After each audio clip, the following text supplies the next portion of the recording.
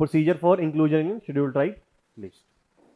ठीक है, तो रिसेंटली राज्यसभा में जो है हमारे मिनिस्टर ऑफ ट्राइबल अफेयर से एक सवाल पूछा गया था, उसमें उन्होंने जो है जवाब दिया।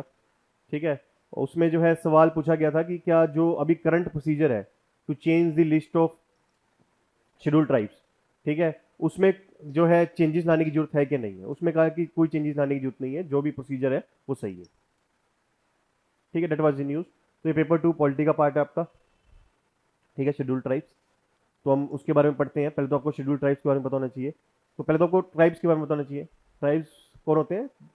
वनवासी, जो those who are dependent on forest, जिनकी लाइफ जो है जल जंगल जमीन के अराउंड घूमती है। ठीक है, उन्हीं को ट्राइब्स बोला जाता है। और अब शेड्यूल ट्राइब्स कौन है? तो देखो, कॉन्स्टिट्यूशन ने जो है ट्राइबल कम्युनिटी को क्या दिया? रिजर्वेशन।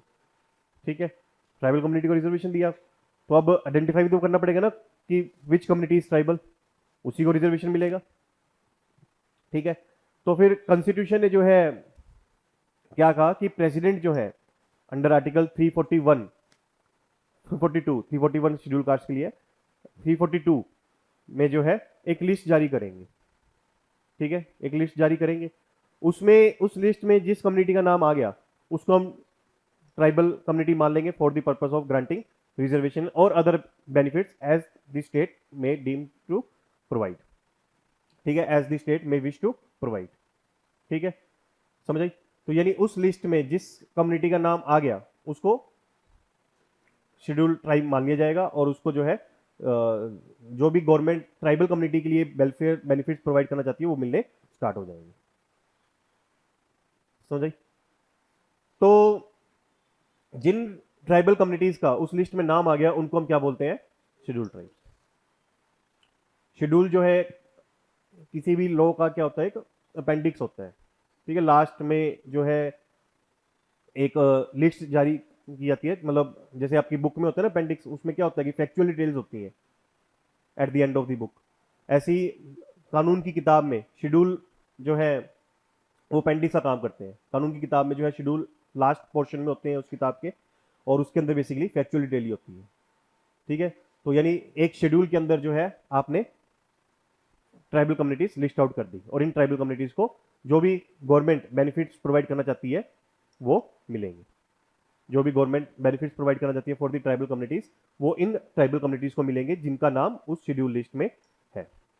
आई समझ? तो यानी हर ट्राइबल कम्युनिटी को गवर्नमेंट बेनिफिट नहीं मिलता, उसी ट्राइबल कम्युनिटी को बेनिफिट मिलेगा जिसका नाम लिस्ट में।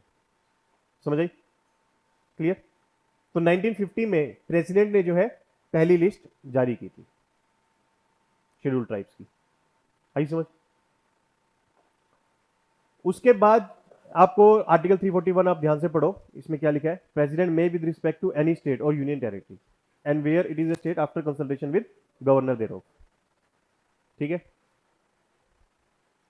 तो इसका मतलब क्या हुआ इस लाइन का कि देखो, अब हमारे देश में दो सरकारें हैं, सेंट्रल गवर्नमेंट और स्टेट गवर्नमेंट। ठीक है, दोनों ही सरकारें ट्राइबल कम्युनिटी के वेलफेयर वेलबींग के लिए क्या बनाती हैं? स्कीम्स बनाती हैं। ठीक है, तो आर्टिकल 342 क्या कहता है कि सेंट्रल गवर्नमेंट के बेनिफिट्स के लिए भी और स्टेट गवर्नमेंट के भी बेनिफिट्स के लिए भी जो शेड्यूल ट्राइब की जो लिस्ट है, ठीक है, वो कौन जारी करेगा? प्रेसिडेंट। यानी कौन जारी करेगी? Central government.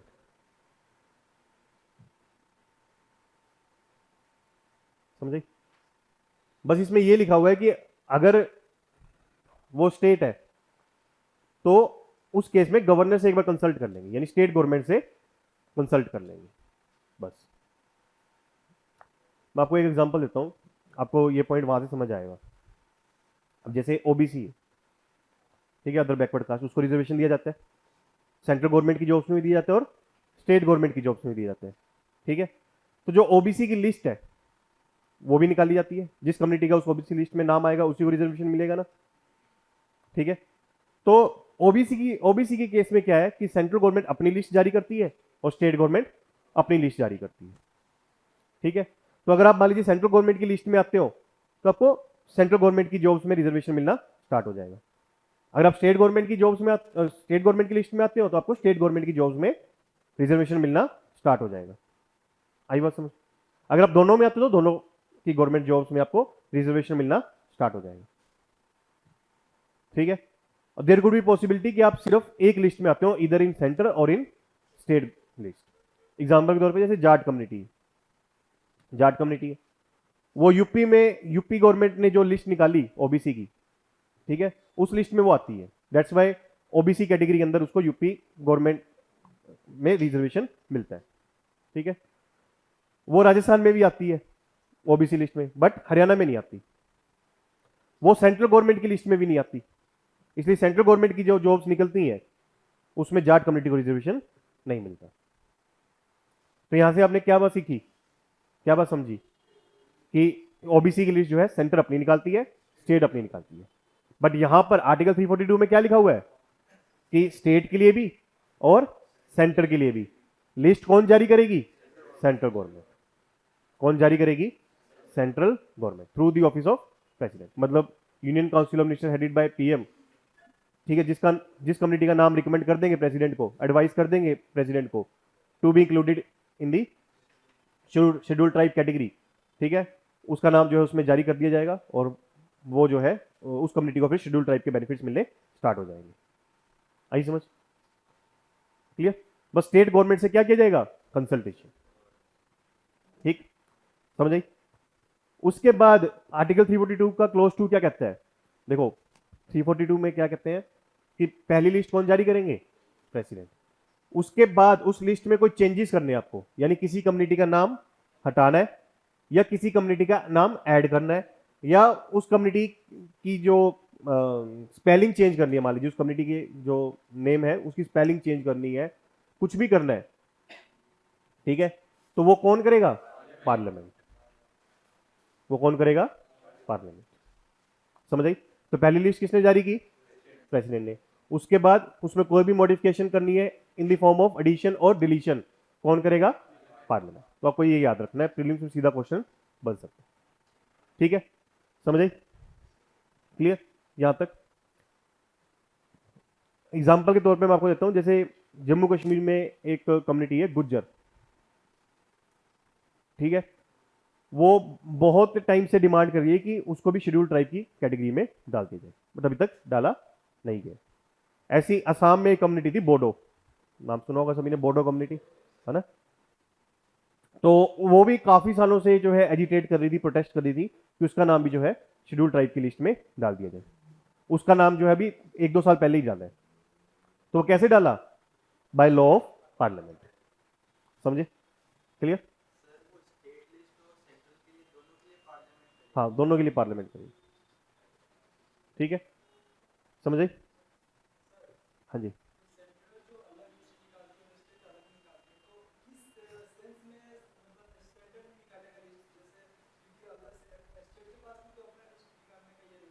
नहीं, वो ओबीसी के लिए है, एसटी के लिए नहीं है। एसटी के लिए आप ये मान सकते हो कि मतलब अगर आपको एससी स्टेटस मिल गया तो आप सेंटर के लिए भी एसटी हो और स्टेट के लिए भी एसटी हो। ठीक है, तो आपको मतलब सेंट्रल स्टेट दोनों में ही बेनिफिट्स मिलने स्टार्ट हो जाएंगे। ठीक है, तो यहां पे कह लीजिए एक ही लिस्ट है बस। क्लियर? आप समझ पा रहे हो? इसमें देखो क्या है कि मान लीजिए एग्जाम्पल के तौर पे, चलो एक बार आप प्रोसेस समझो, वहां से आपको थोड़ा सा समझ आएगा। ठीक है, तो अब कॉन्स्टिट्यूशन में तो देखो इस तरीके से रूल बनाया हुआ है, ठीक है, for determining the schedule tribe list. ठीक है, अब इसकी इलेबोरेशन जो है वो की गई है कि इस प्रोसीजर को इन रियलिटी कैसे एग्जीक्यूट किया जाता है। ठीक है, तो अभी जो करंट प्रोसीजर है वो क्या है कि जो स्टेट गवर्नमेंट है, ठीक है, वो नाम रिकमेंड करती है किसको? यूनियन गवर्नमेंट को। और वो कौन मतलब किसी कम्युनिटी का किसी कम्युनिटी को जो है आपको शेड्यूल ट्राइब लिस्ट में जो है ऐड कराना है। ठीक है, तो उस कम्युनिटी का नाम कौन रिकमेंड करती है? स्टेट गवर्नमेंट किसको करती है? Union ministry of tribal affairs को, समझ आई? Union ministry of tribal affairs को रिकमेंड करती है। फिर union ministry of tribal affairs जो है उस मैटर को किसको रेफर करती है? Registrar general of India, registrar general of India. आई समझ? फिर रजिस्ट्रार जनरल ऑफ इंडिया से पूछा जाता है कि जो स्टेट गवर्नमेंट ने प्रपोजल दिया है वो वैलिड है कि नहीं है, वो जेन्युइन केस है कि नहीं है ना? ऐसा हो सकता है कि मान लीजिए आप ब्राह्मण हो, क्षत्रिय हो या वैश्य हो, मान लीजिए आप ट्राइबल नहीं हो, लेकिन आपकी कम्युनिटी का नाम जो है रिकमेंड कर दिया स्टेट गवर्नमेंट ने for inclusion in schedule tribe list, may be for political reason, ताकि आपकी कम्युनिटी के वोट मिल जाए नेक्स्ट इलेक्शन में, हो सकता है ना? तो whether the case is genuine और not, it is going to be examined by registrar general of India. ठीक है, रजिस्ट्रार जनरल ऑफ इंडिया अपनी रिपोर्ट दे देता है कि हाँ जी ये केस क्या है? जेन्युइन है। फिर अगेन जो है उस मैटर को जो है किसको दिया जाता है? National commission for schedule tribes. फिर वो अगेन देखती है कि मैटर जो है जेन्युइन है कि नहीं है, फिर वो अपनी रिकमेंडेशन दे देती है कि हाँ जी मान लीजिए मैटर जेन्युइन है। ठीक है, national commission for schedule tribe ने भी अपनी रिकमेंडेशन दे दी कि मैटर जेन्युइन है। फिर मैटर किसके पास जाता है? कैबिनेट के पास। किसके पास जाता है? कैबिनेट के पास। कैबिनेट ने अपनी अप्रूवल दे दी, फिर बिल आ जाएगा कहां पे? पार्लियामेंट में। फिर पार्लियामेंट में बिल पास करवा लिया जाएगा और प्रेसिडेंट की असेंट मिल जाएगी उस बिल पे। उसके बाद जो है उस कम्युनिटी का नाम शेड्यूल ट्राइब की लिस्ट में ऐड कर दिया जाएगा। आई समझ? क्लियर? अब registrar general of India, national commission for schedule tribe, ये कैसे डिसाइड करते हैं कि वो केस जेन्युइन है कि नहीं है? मतलब जिस कम्युनिटी का नाम जो है रेफर किया गया है by the state government to be included in the list of schedule tribes, कि वो ट्राइबल कम्युनिटी है भी है कि नहीं है, वो डिजर्विंग है भी है कि नहीं to be included in schedule tribe list. ठीक है, उसके लिए जो है वो लोकुर कमिटी थी, उसने एक क्राइटेरिया दिया था, उसको वो जो है रेफर करते हैं। ठीक है, लोकुर कमिटी ने 1965 में एक क्राइटेरिया दिया था। ठीक है, वो क्राइटेरिया क्या है कि उस कम्युनिटी में कुछ प्रिमिटिव ट्रेड्स होने चाहिए, डिस्टिंक्टिव कल्चर होना चाहिए, ज्योग्राफिकल आइसोलेशन होनी चाहिए, shyness of contact with community at large होनी चाहिए और बैकवर्डनेस होनी चाहिए। बैकवर्डनेस तो आप समझ ही होंगे कि एजुकेशनली या हेल्थ वाइज बैकवर्ड होंगे। ठीक है, और मैंने आपको कहा कि जो ट्राइबल्स होते हैं ज्यादातर जंगलों में रहते हैं। ठीक है, और वो जंगल में ही अपना जीवन व्यतीत करना चाहते हैं, तो वो जो मेन स्ट्रीम कम्युनिटी है उससे ज्यादा कॉन्टैक्ट नहीं रखना चाहते, वो अपने में ही मस्त रहते हैं। और उनका थोड़ा डिस्टिंक्ट कल्चर भी हो सकता है कि मान लीजिए किसी पहाड़ को अपना देवी देवता मानते हो या छिपकली को मानते हो।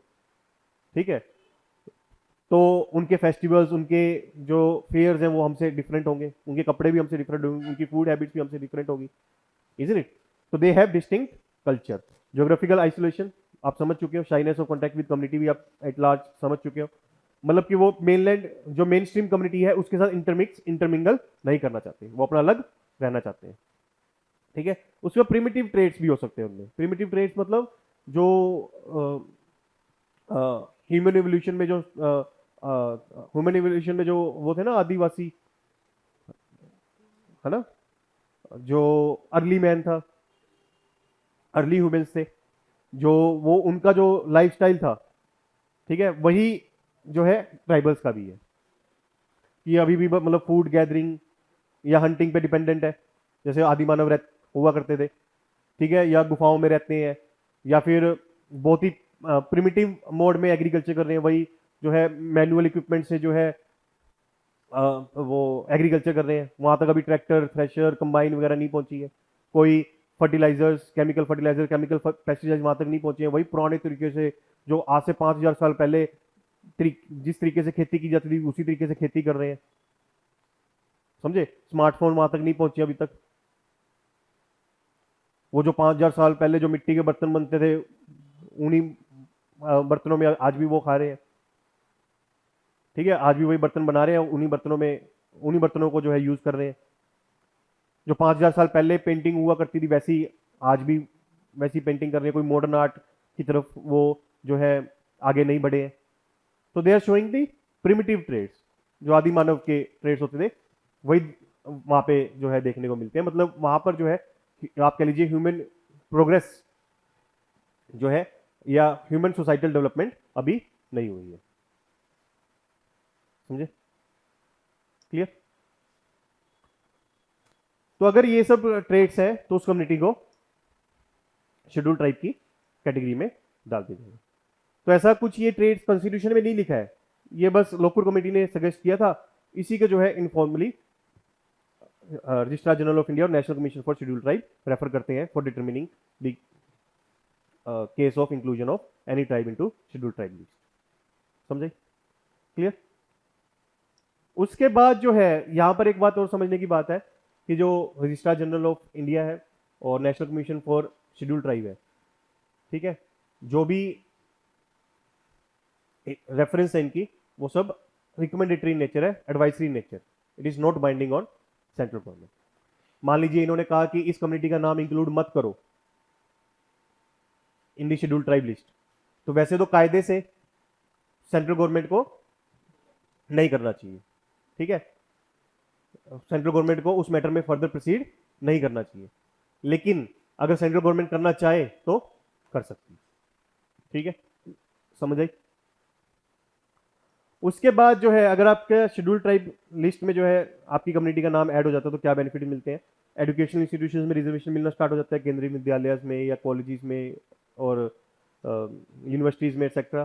फिर आपको गवर्नमेंट जॉब्स में भी रिजर्वेशन मिलना स्टार्ट हो जाता है, ठीक है। उसके बाद जो है आपको आपके लिए सीट्स रिजर्व की जाती हैं पंचायत में, म्यूनसिपैलिटीज में, स्टेट लेजिस्लेटिव असेंबली में, लोकसभा में, ठीक है। फिर उसके बाद जितनी भी गवर्नमेंट की स्कीम्स हैं उसमें भी आपको बेनिफिट्स मिलना स्टार्ट हो जाता है, कोई स्कॉलरशिप्स हैं या हेल्थ इंश्योरेंस है, कुछ भी है उस सब में आपको बेनिफिट मिलना स्टार्ट हो जाता है, ठीक है। इस प्रोसीजर का क्रिटिसिज्म क्या है?